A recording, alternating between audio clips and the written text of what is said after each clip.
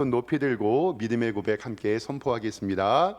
나는 천지를 지으신 여호와께 복을 받는 자입니다. 아멘. 천지를 지으신 여호와께 복을 받는 우리 성도님 되기를 주님의 이름으로 축원합니다. 우리 한 번 더 인사하겠습니다. 좌우를 보시면서 예수님 부활하셨습니다. 이렇게 인사하겠습니다. 예수님 부활하셨습니다. 하나님께서 오늘도 우리에게 은혜해 주실 줄 믿습니다. 아멘. 교회 사역을 하다 보면 하나님께서 은혜 주셔서 어떠한 노력의 결과나 애씀의 결과, 그리고 세상 말로 히트치는 경우가 가끔씩 있습니다. 물론 하나님의 기쁨의 열매를 주고 하나님께서 하신 일이지만 우리는 그때 믿음으로 이렇게 고백해야 됩니다. 모든 것이 하나님의 은혜입니다. 하나님께서 하셨습니다. 의도적으로, 의지적으로 우리는 이렇게 얘기를 해야 됩니다. 왜냐하면 우리 마음 가운데 겸손함으로 하나님께 영광 돌려야 됩니다. 내가 세상적으로 성공해도, 교회에 어떤 열매가 있어도, 사업이 성공해도, 내가 전도를 많이 하고 봉사를 많이 해도 우리는 이 모든 것이 하나님의 은혜입니다. 이렇게 고백해야 됩니다. 하나님께서는 우리의 영광과 찬양을 홀로 받으시기를 원하고, 하나님께서는 우리에게 주님의 영광을 다른 곳에 주지 않으셨습니다. 바울과 바나바가 루스드라 지역에서 복음을 증거할 때에 나면서부터 걷지 못하는 장애인이 하나님의 능력으로 걷게 됩니다. 하나님의 능력이 임했죠. 근데 그때에 그 기적을 보고 지역 사람들이, 와, 바울과 바나바는 제우스다, 헤르메스 신이다, 우리가 가서 소를 잡고 그를 경배하자, 제사 지내자고 합니다. 조금 우쭐대고 그것을 섬김을 받고 싶은 마음도 있지만 두 사도는 그런 일을 하지 않습니다. 우리는 여러분과 동일한 사람입니다. 절대 이런 일을 할 수 없습니다. 하나님께만 영광을 돌렸습니다. 우리도 이렇게 하나님께만 영광 돌리는 성도님들 되시기를 주님의 이름으로 축원합니다. 광야를 이스라엘 백성들을 인도했던 이 모세는 한 번 실수를 했는데, 그것이 뭐냐면 광야에서 샘이 솟을 때 그것을 하나님께 영광을 두지 아니하고 자기가 영광을 스스로 받았습니다. 그때 하나님께서는 그 영광을 내게 두지 않았다라는 이유로 그를 가나안 땅에 들어가지 못하게 하셨습니다. 사랑하는 성도 여러분, 우리가 어떤 일을 할 때에도 정말로 하나님만 영광 돌리며 하나님께만 높이는 우리 성도님들 되시기를 주님의 이름으로 축원합니다. 오늘 말씀 19절 성경을 좀 보겠습니다. 19절에 보니까요, 사도 바울이 죽을 뻔했습니다. 19절에 유대인들과 안디옥과 이고니온에서 와서 무리를 충돌하여 유대인들이 사람을 데리고 와가지고요, 그들을 돌로 바울을 쳐서 그가 쓰러져서 죽은 줄 알았다라고 성경은 이야기합니다. 그래서 그 사도 바울을 죽은 줄로 알았고 사람들이 시외로 끌어내칩니다. 그 사람이 죽은 줄 알고 버렸는데 20절에 제자들이 둘러섰을 때 바울이 일어났고 그 성에 들어갔다가 이튿날 바나바와 함께 더베로 도망가는 것을 오늘 말씀 가운데 보게 됩니다. 이제 1차 선교 여행을 마무리하고 있는 사도 바울의 이 행적을 통해서 몇 가지 은혜를 한번 좀 나눠보기를 원합니다. 첫 번째로 기억해야 될 것은 뭐냐면, 복음을 전파하는 일은 절대로 포기할 수 없는 일입니다. 가끔씩 전도하다 보면은요, 시험 들 때가 가끔씩 있어요. 왜 시험 드냐면요, 내 돈, 내 시간, 내 정성을 들여서 그에게 복음을 증거합니다. 교회 한번 나오자고 밥 사고요, 선물 사주고요, 그리고 알랑방구 이렇게 하면서 벨까지 내줄 것처럼 한번 우리 교회 나가자고 애쓰는데, 그냥 싫으면 안 하면 되는데 나를 핍박하고 욕하고 그리고 저한테 소리 지르는 경우들도 있습니다. 그럴 때는요, 좀 마음이 괴로워요. 당신 천국 가라고 하나님의 복음 전하는데 왜 나를 핍박하는가. 그리고 솔직히 말해서 이렇게 하면 절대 안 답니다. 그래, 나는 천국 갈 텐데 너는 지옥에나 가버려라. 이러한 마음도 솔직하게 들 때도 있습니다. 왜냐하면 복음을 알려주는데 저를 뭐라고 하니까요. 그런데 사랑하는 성도 여러분, 근데 우리는 절대로 그렇게 하면 안 됩니다. 왜냐하면 그 모습이 바로 5년 전에, 10년 전에 아니, 15년 전에 내 모습이기 때문에 그렇습니다. 그 모습이 바로 내 모습이기 때문에 그렇습니다. 예수님께서 십자가에 못 박히실 때도요, 하나님께 간구했어요. 주님, 저들은 그 사람들의 죄를 알지 못합니다. 지금 우리가 복음을 증거하는데 우리를 핍박하고 괴롭게 하고 교회 못 가게 하고 우리를 공격하는 무리들이 어디에 있는지 반드시 있습니다. 그런데 그들을 몰라서 그렇습니다. 몰라서. 오늘 화면 보겠습니다. 누가복음 23장 34절 말씀에 보면요, 이렇게 기록되어 있어요. 예수님께서 십자가에 못 박히실 때 이에 예수께서 이르시되 아버지 저들을 사하여 주옵소서. 그리고 나서 보세요. 자기들이 하는 것을 어떻게 해요? 알지 못함이니이다. 그들이 예수님을 십자가에 못 박는 것을 죄인 줄 알지 못했고 잘못인 줄 알지 못했고 그들이 잘못을 하는 것을 인정하지를 못했습니다. 그리고 스데반 집사님이 순교할 때도 마찬가지입니다. 사도행전 7장 59절의 말씀에 이제 사울이 스데반을 돌로 쳐 죽이는 장면인데 보세요. 그들이 돌로 스데반을 치니 스데반이 부르짖어 이르되 주 예수여 내 영혼을 받으시옵소서 하고 무릎을 꿇고 크게 불러 이르되 주여 이 죄를 그들에게 돌리지 마옵소서 하고 이 말을 하고 자니라. 스데반 집사님도 왜 이 죄악을 그들에게 돌리지 마옵소서라고 이야기하냐면 그들이 그 죄를 짓는 것을 알지 못합니다. 그런데 여기서 중요한 게 뭐냐면 사도행전 7장 59절과 60절 말씀에 스데반이 주여 저들에게 이 죄를 돌리지 마옵소서라고 할 때 그 죄를 돌리지 마옵소서의 대표로 스데반을 돌로 쳐 죽였던 사람이 누구예요? 바로 오늘 말씀의 주인공인 사도 바울입니다. 그러니까 사도 바울은요, 내가 예수님 믿고 난 다음에 예수님을 증거하러 다닐 때 핍박을 받을 때 하나님 앞에서 할 말이 있을까요? 없을까요? 없습니다. 왜냐하면 바로 1년 전에 그 모습이 바로 사도 바울의 모습이었기 때문에 그렇습니다. 그렇게 교회를 예수님 믿는 사람을 핍박하는 이유는 그때도 사도 바울은 몰랐기 때문에 그랬습니다. 그런데 이제 복음을 알고 나서요, 사도 바울이 제일 후회했던 게 뭐냐면 내가 죄인 중에 죄인이고 괴수 중에 괴수라. 그리고 성경을 바라보면 사도 바울이 제일 부러워했던 인물이 누구냐면 바로 디모데였어요. 왜냐하면 디모데는 어렸을 때부터 예수님을 알아서 청년 시절을 낭비했어요, 안 했어요? 안 했거든요.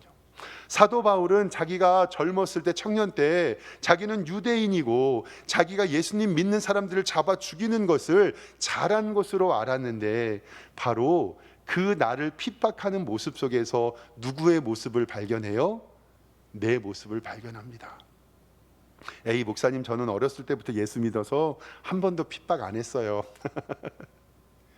정말 우리는 나를 핍박하고 괴롭히고 나를 죽이려고 달려드는 그 사람들에게 바로 내가 예수 믿기 전에 나의 모습을 봅니다.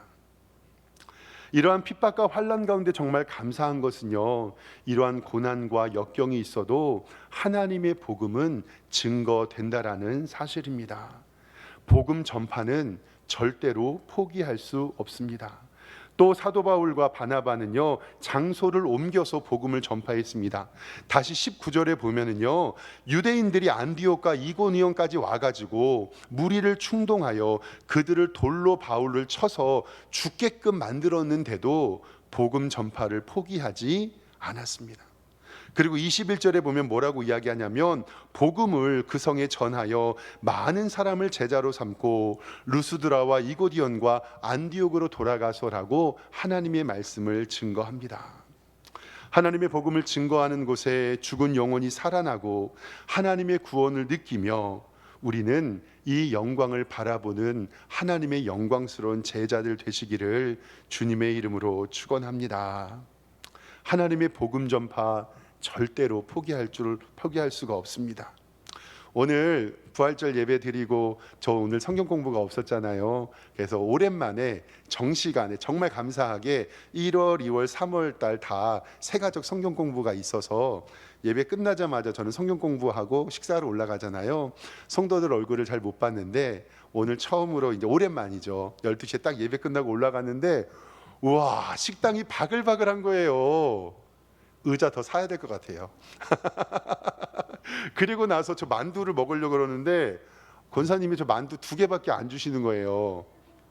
저 만두 되게 좋아하는데, 그런데 성도님들이 너무 많이 오셔가지고 만두를 2개 먹다가 우리 권사님이 저 만두 2개 주신 게 좀 마음이 아프셨는지 다시 끓여가지고, 저도 2개밖에 못 받고 장로님도 2개밖에 못 받고 그래서 다시 끓여서 주셨는데, 우리 권사님들 얼굴에 기쁨이 충만해요. 목사님, 이렇게 식당이 바글바글해서 너무 좋습니다.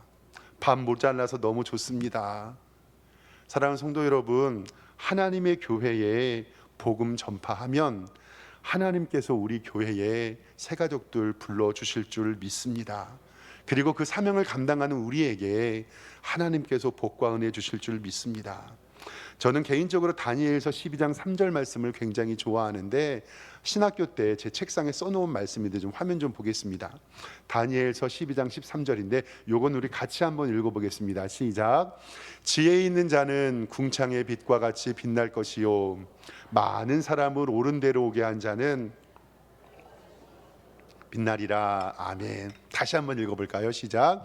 지혜 있는 자는 궁창의 빛과 같이 빛날 것이요, 많은 사람을 옳은 대로 돌아오게 한 자는 별과 같이 영원토록 빛나리라. 아멘. 저는 우리 성도님들이 많은 사람을 옳은 대로 돌아오게 하여서 별과 같이 영원토록 빛나게 되시기를 주님의 이름으로 축원합니다. 이러기 때문에 복음 전파는 절대로 포기할 수 없습니다. 두 번째로 살펴볼 것은 뭐냐면요, 영혼 구원은 해산의 고통이 따른다는 것입니다. 이렇게 핍박과 환란이 있는데 이 사도 바울은 말씀으로 성도들을 무장합니다. 성경 보겠습니다. 22절에 성경 보면, 제자들이 마음을 굳게 하였고 이 믿음에 머물러 있으라 권하고, 또 우리가 하나님 나라에 들어가려면 어떻게 해요? 많은 환란을 겪어야 할 것이다. 이 환란을 당하지 않으면 좋은데요, 저도 진짜 우리 성도님들과 우리 교회 제가 환란 겪지 않으면 좋은데, 하나님의 나라에 들어가려면 이 많은 환란이 때로는 있을 수도 있습니다. 그래서 우리는 더욱더 기도해야 됩니다. 이럴 때 사도 바울이 어떻게 했냐면, 성경 말씀 23절에 각 교회에서 장로들을 택합니다. 믿음의 사람들을 택하고 그들로 하여금 뭐 하도록 시켜요? 금식 기도하며. 즉 하나님의 교회가 핍박이 있을 때, 마귀 사탄의 공격을 받을 때 각 교회와 목사와 장로는 금식하며 기도하고, 그리고 그들이 믿는 주께 그들을 위탁한다는 것이 뭐냐면, 목회자들에게, 장로들에게 성도들이 흔들리지 않도록 든든히 지켜달라고 그들을 위탁하는 것을 성경은 이야기합니다. 사랑하는 성도 여러분, 하나의 생명이여 예수님 믿고 온전한 그리스도인이 되는 것 쉬울까요? 어려울까요? 다시 한번 여쭤보겠습니다. 하나의 생명이 아주 초짜가요, 예수님 믿고 학습받고 세례받고 주일 성수하고 신앙생활 잘하면서 봉사하기까지 그 사람의 일생 그렇게 변화되기 쉬울까요? 어려울까요? 어렵습니다. 왜 어렵냐면 나만 봐도 그렇거든요. 나만 봐도. 그러면 하나님의 교회가 믿음 가운데 든든하게 세워지기 어려울까요? 쉬울까요? 어렵습니다. 왜냐면요, 잘 생각해 보세요. 나 같은 놈 70명 모였거든요. 나 같은 놈 100명 모였거든요. 나 같은 놈 200명 모였거든요. 이게 어려운 거예요. 너무 어렵습니다. 정말 어렵습니다. 그래서 이렇게 영혼 구원하는 일은 해산하는 고통이 따르고, 그래서 예수님께서는 그 길을 십자가의 길이라고 우리에게 말씀하고 있습니다. 솔직히 말해서 목사인 저도요, 평안하고 순탄하게 길을 가고 싶습니다. 그래서 하나님 순탄한 길 가게 해주세요. 솔직히 그렇습니다. 그런데 그걸 제 마음대로 할 수 있나요? 때로는 어렵기도 하고 힘들기도 하고 환난을 겪기도 하는데요, 그런데 그 환난이 있을 때 예수님께서는 우리에게 산상수훈을 통해서 마가복음 5장 10절의 말씀을 통해서 이렇게 말씀하여 주십니다. 보세요. 의를 위하여 박해를 받는 자는 복이 있나니 천국이 그들의 것입니다. 나로 말미암아 너희를 욕하고 박해하고 거짓으로 너희를 거슬러 모든 악한 말을 할 때에 너희에게 복이 있나니 기뻐하고 즐거워해라. 하늘에서 너희의 상이 큼이라. 너희 전에 있던 선지자들도 이같이 박해하였느니라. 아멘. 때로는 이해할 수 없고 힘들고 어려운 고통과 박해가 있을 때 사랑하는 성도 여러분, 꼭 기도하시기 바랍니다. 지금 하나님께서 내게 무엇 주시려고 이러신다? 상 주시려고 한다. 하나님 앞에 간구하면서 하나님의 교회를 든든히 지키시기를 소망합니다. 예수님께서도 마가복음 8장 34절에서 38절의 말씀을 통해서 십자가의 길을 이야기하십니다. 무리와 제자들을 불러 이르시되 누구든지 나를 따라오려거든 자기를 부인하고 자기 십자가를 지고 나를 따를 것이니라. 누구든지 자기의 목숨을 구원하고자 하면 잃을 것이고 누구든지 나와 복음을 위하여 자기의 목숨을 잃으면 구원하리라. 사람이 만일 온 천하를 얻고도 자기 목숨을 잃으면 무엇이 유익하리요? 사람이 무엇을 주고 자기의 목숨과 바꾸겠느냐? 누구든지 음란하고 죄 많은 세대에서 나와 내 말을 부끄러워하면서 인자도 아버지의 영광으로 거룩한 천사들과 함께 올 때에 그 사람을 부끄러워하리라. 즉 예수님께서도 우리들에게 자기 십자가를 지고 하나님의 영광을 위하여 나아가라라고 말씀합니다. 저는 이 말씀 읽을 때마다 이순신 장군이 생각나거든요. 이순신 장군이 뭐라 그랬어요? 죽으려고 하는 자는 살 것이요, 살려고 하는 자는 죽을 것이다. 아마 성경을 보지 않았나라는 생각도 하는데, 정말 자기 십자가를 지고 예수님을 따라가는 우리 성도들 되시기를 소망합니다. 저도 평안하고 복된 길 가기를 원하지만 성경은 때로는 고난의 길을 가라고 우리에게 말씀합니다. 나의 믿음 지키고 하나님의 교회를 지키기 위한 수고와 헌신, 그래서 하나님은 교회의 목회자와 장로들을 세우고 금식하며 기도할 것을, 그리고 그들이 믿는 주님께 그들을 위탁한다라고 교회의 리더들을 권면하고 있습니다. 사랑하는 교회 리더 여러분, 바른 믿음 지키시고 기도할 때 하나님께서 우리 교회에 든든한 은혜 내려주실 줄 믿습니다. 마지막 세 번째로는요, 우리는 마지막 날에 주님께 보고 드린다는 마음으로 신앙생활을 해야 됩니다. 각 교회나 선교 단체에서요, 선교사를 파송하고 그 선교사를 그냥 두지 않지요. 메일이나 인터넷으로 선교 보고를 하고 때로는 1년에 몇 번씩 한국에 와서 선교 보고를 하게 합니다. 이것은 굉장히 성경적인 일입니다. 교회와 선교사님들이 지속적인 연락이 중요하고, 그리고 하나님의 은혜가 함께 있기를 소망하기 때문에 그렇습니다. 오늘 말씀 성경 좀 보겠습니다.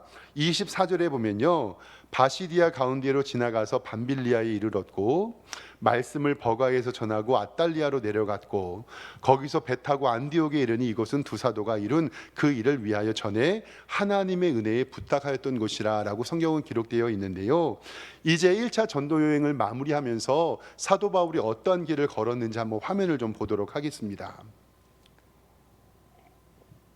오른쪽 맨 밑에 예루살렘이 있고 옆에 있는 게 요단강이 흐르잖아요. 그리고 위에 있는 터키의 지역입니다.